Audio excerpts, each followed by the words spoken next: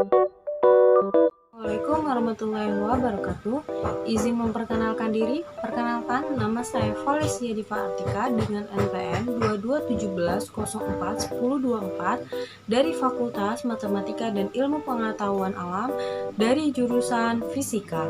Di sini saya ingin menyampaikan resume tentang materi PKKMB dari hari pertama sampai hari keempat yang dilaksanakan pada tanggal 15 Agustus sampai 19 Agustus 2022. PKKMB tahun ini bertemakan Ciptakan Mahasiswa Berkarya dan Berinovasi untuk Kampus Merdeka Belajar dengan bertujuan membimbing dan membina mahasiswa baru untuk bersikap dan bertingkah laku sesuai dengan tata nilai etika serta norma yang berlaku di lingkungan Unila, serta menumbuhkan kesadaran dan peran mahasiswa dalam kegiatan pendidikan, penelitian, dan pengabdian kepada masyarakat. Dan ada beberapa materi yang disampaikan. Materi pertama adalah peranan Kepolisian RI dalam mengatasi kejahatan digital yang disampaikan oleh Irjen Pol Dr. Ahmad Dwi Agus SIK MSI MM yang diwakilkan oleh Bapak Yusrandi Yusrin SIK MKOM dengan materi definisi-definisi dalam UITE, dan juga ada UITE memuat pasal-pasal mengenai perbuatan yang dilarang termuat pada pasal 27 sampai 37, sedangkan ketentuan pidana pada pasal 45 sampai 52, dan juga ada pelanggaran hukum di dunia maya seperti pelanggaran situs web seperti pornografi, pelanggaran hak cipta, penipuan online, pencemaran nama baik, penipuan kartu kredit, dan illegal akses. Dan ada juga pemanfaatan teknologi informasi dan transaksi elektronik dilaksanakan dengan tujuan untuk mencerdaskan kehidupan bangsa, mengembangkan perdagangan dan perekonomian nasional dalam rangka meningkatkan kesejahteraan rakyat. Yang ketiga, meningkatkan efektivitas dan efisiensi pelayanan publik, membuka kesempatan seluas-luasnya kepada setiap orang, memberikan rasa aman, keadilan, dan kepastian bagi pengguna dan penyelenggaraan teknologi informasi. Kedua, ada tema berjudul pengembangan karakter mahasiswa sebagai intelektual dan anti kekerasan atau anti perundungan yang disampaikan oleh Dr. Suteya Herawati ST MSI yang berisi bullying. Bullying adalah perilaku tidak menyenangkan baik secara verbal, fisik, ataupun sosial di dunia nyata maupun maya yang membuat seseorang merasa tidak nyaman, sakit hati yang dilakukan secara pribadi atau berkelompok. Bullying bisa terjadi di sekolah, tempat kerja, lingkungan sekitar, medsos, rumah, dan lain-lain. Tujuan dari pembangun karakter ini membentuk karakter yang membangun dan menciptakan generasi yang berkualitas. Ada beberapa jenis-jenis bullying. Yang pertama, verbal bullying atau perundungan verbal. Yang kedua, physical bullying atau perundungan bullying. Yang ketiga, social bullying atau perundungan sosial. Yang keempat, ada sexual bullying atau perundungan seksual. Dan yang terakhir ada cyber bullying atau perundungan dunia maya. Dan yang terakhir ada penyampaian materi tentang penguatan karakter mahasiswa oleh Prof. Dr. Ki Haji Syahid Akil Siroj MA. Di hari kedua, materi pertama menjelaskan tentang Merdeka Belajar Kampus Merdeka atau MBKM. Yang pertama ada visi Indonesia 2045 yaitu berdaulat, maju, adil, dan makmur. Ada pilar visi Indonesia 2045 dan ada dasar hukum MBKM, dan ada juga tujuan MBKM yaitu mendorong proses pembelajaran di program perguruan tinggi yang semakin otonom dan fleksibel. Yang kedua, menciptakan kultur belajar yang inovatif, tidak mengekang, dan sesuai dengan kebutuhan mahasiswa. Dan yang kedua yaitu kesadaran lingkungan hidup, manajemen resiko, dan kampus sehat yang disampaikan oleh Prof. Dr. Asep Sukohar SKED MKes SP KKLP atau Wakil Rektor Bidang Umum dan Keuangan. Lingkungan hidup berupa alam menjadi sumber pemenuhan kebutuhan hidup manusia, yaitu penyediaan air, udara, makanan, obat-obatan, estetika, dan lainnya. Permasalahan lingkungan hidup di Indonesia dan di dunia. Lingkungan alam ada sumber daya alam, sumber daya buatan, sumber daya hutan, keanekaragaman hayati, ekspolitasi pesisir dan lautan, pencemaran udara, air, dan tanah. Ada juga lingkungan buatan, kurangnya RTH, permukiman kumuh, dan penumpukan sampah. Dan yang terakhir ada lingkungan sosial. Perubahan masyarakat agraris ke modern menyebabkan yang pertama ada perubahan gotong royong, keanekaragaman kelompok, dan kontrol sosial. Pengelolaan lingkungan hidup juga menjaga kelestarian bumi, seperti 3R, reuse, reduce, and recycle. Mengelola sampah, menjaga kebersihan, kelestarian sumber daya alam, dan waspada pemanasan global. Dan yang materi ketiga ada kampus sehat. Program Kampus Sehat dan Health Promoting University yang merupakan gerakan untuk hidup sehat pada tatanan perguruan tinggi, dan gerakan ini menjadi cikal bakal aktivitas kampus siaga COVID-19. Upaya-upaya kampus sehat Unil. Yang pertama ada Zero Tolerance Areas. Yang kedua ada parkir terpadu dan pembatasan penggunaan kendaraan bermotor, pengelolaan sampah TPST, pengelolaan sumber air, arboretum dan anggrek, dan pengendalian COVID-19. Manajemen risiko, proses mengidentifikasi, mengevaluasi, mengendalikan, dan berusaha mengendalikan, meminimalkan, atau bahkan menghilangkan risiko yang tidak dapat diterima akibat kerusakan lingkungan. Mengapa perlu manajemen risiko? Contoh manajemen risiko terhadap lingkungan. Yang pertama, menaati kebijakan lingkungan, dan yang kedua, corporate social responsibility atau SCCR. Dan materi keempat adalah mahasiswa adalah sosok yang akan meneruskan langkah sukses di masa depan serta menjadi penerus cita-cita bangsa.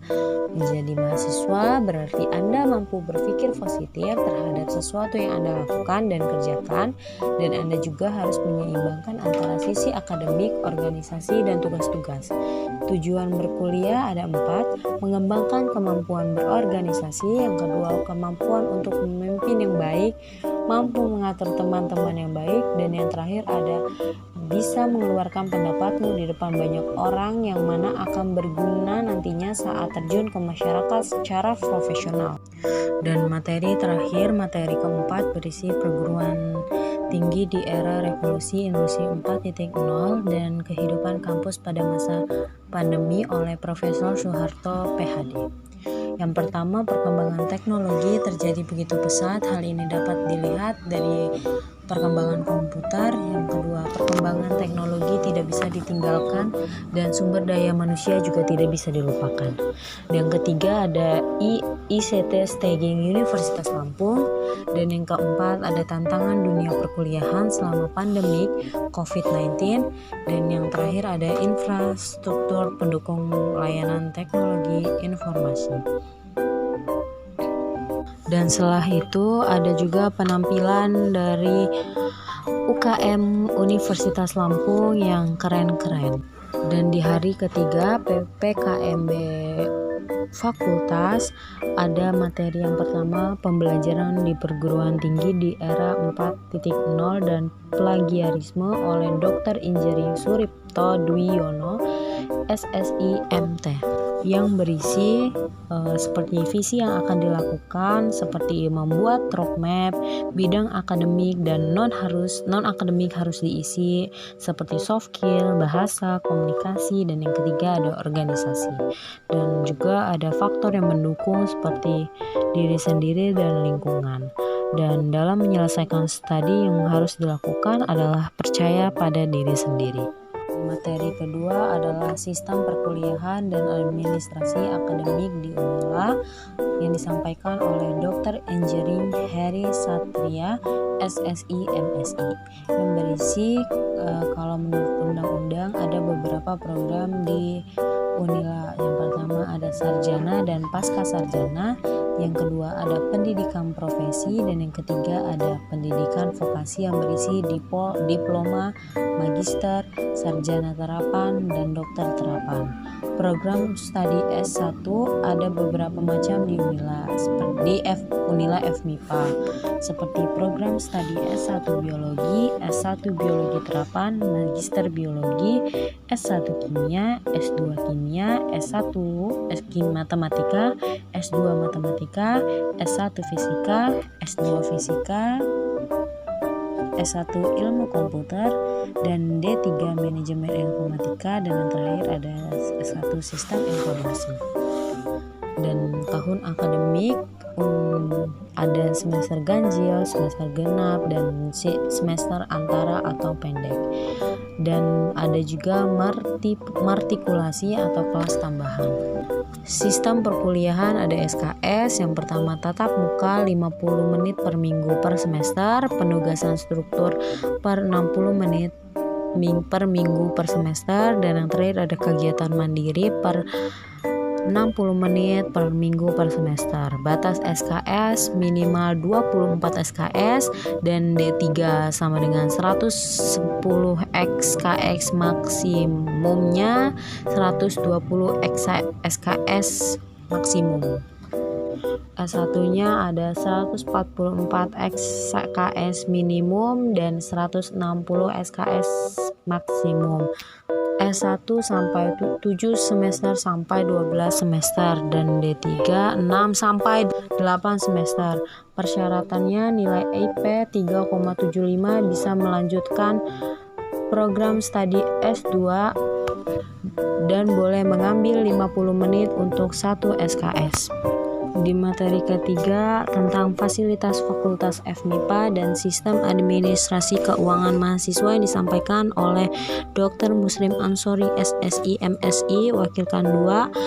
Ada Sidakma mengajukan keringanan UKT, dan Sikaba Sistem Informasi Keringanan dan Bebas Uang Kuliah.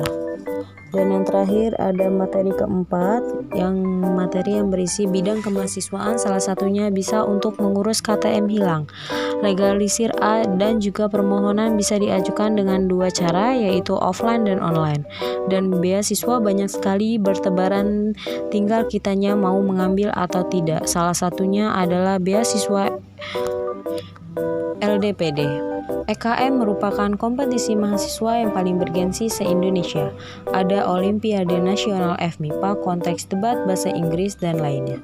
Minat bakat yang ada di FMIPA diantaranya ada English Club, Olimpiade Nasional FMIPA, seni, olahraga, kewirausahaan, robotik, MTQ, Satria Datar. Semua prestasi dan keterlibatan di kemahasiswaan akan dicantumkan di SKPI. Kemudian buat teman-teman banggalah menjadi manusia FMIPA, karena dasar pelajaran dari 3 fakultas ada di MIPA. Kemudian juga jangan pernah merasa salah jurusan, jangan pernah merasa salah fakultas, dan kalau kalian sungguh-sungguh hasilnya akan manis. Tetapi jika kalian tidak bersungguh-sungguh, maka hasilnya tidak akan maksimal. Dan terakhir juga ada penampilan dari kakak-kakak BEM, ROIS, dan lain-lainnya. Di hari terakhir PKKMB jurusan pada tanggal 19 Agustus ada beberapa materi yang disampaikan. Yang pertama oleh Guru Ahmad Fauzi MT dengan materi Fisika didirikan pada tanggal 23 Februari 1998 berdasarkan SK Dirjen Dikti nomor 55 dengan visi menghasilkan lulusan yang unggul dalam bidang kajian fisika, instrumentasi, material, dan energi. Profil lulusan fisika adalah fisikawan industri, penelitian dan akademis, wirausaha, edupreneur, dan teknopreneur atau di bidang teknologi berbasis fisika. Mutu akreditas, jaminan memenuhi standar mutu BAN PT.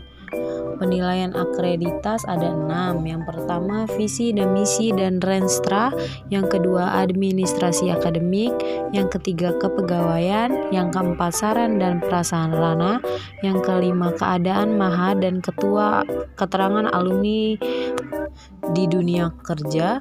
Dan yang keenam, jumlah dan kualitas tenaga pendidik kurikulum. Ada juga materi tentang chess, lee, moment, quatendes fous oleh Profesor Warsito SSI, DEA, PhD. Dengan isi pokok-pokok kebijakan MBKM. Yang pertama, pembukaan program studi baru. Yang kedua, sistem akreditasi perguruan tinggi. 3, perguruan tinggi negeri bidang hukum. Dan yang keempat, hak belajar 3 semester di luar program studi. Permasalahannya, yang pertama, kenyataan kehidupan jauh lebih kompleks dari teori yang dipelajari. Yang kedua, pendidikan dari kampus belum mampu sepenuhnya menjawab permasalahan. Yang ketiga, tantangan zaman lebih dinamis. Yang keempat, untuk sebuah kesuksesan tidak ada lift, tetapi yang hanya ada adalah tangga. Kalau itu dianggap sebuah kesuksesan, berkat yang pertama Allah Subhanahu wa Ta'ala, yang kedua doa orang tua, keluarga, dan orang-orang yang tidak aku ketahui, dan yang ketiga adalah sesungguhnya ikhtiarku hanyalah sebutir pasir di pantai. Modal dasarnya adalah yang pertama bersyukur, yang kedua cinta dengan pilihan studi, berusaha, dan yang ketiga adalah bangga dengan pilihan studi. Cita-cita dan SWOT. Luruskan cita-cita atau niat, ukhrawi, duniawi, dan konsekuensi. Yang kedua, ketahui kemampuan atau kekuatan diri. Yang ketiga, ketahui kekurangan atau kelemahan. Yang keempat, cari peluang sebanyak-banyaknya, merdeka belajar. Yang kelima, hadapi tantangan dengan tekun. Yang keenam, doa dan ikhtiar. Moto dan gaya hidup. Yang pertama, analitik. Yang kedua, adaptif, tetap berprinsip atau tidak berpengaruh lingkungan dan teman yang tidak baik, dan fokus. Yang ketiga, responsif. Dan di materi yang kedua adalah sistem perkuliahan dan pembagian kelas oleh Ibu Dr. Mulyanti.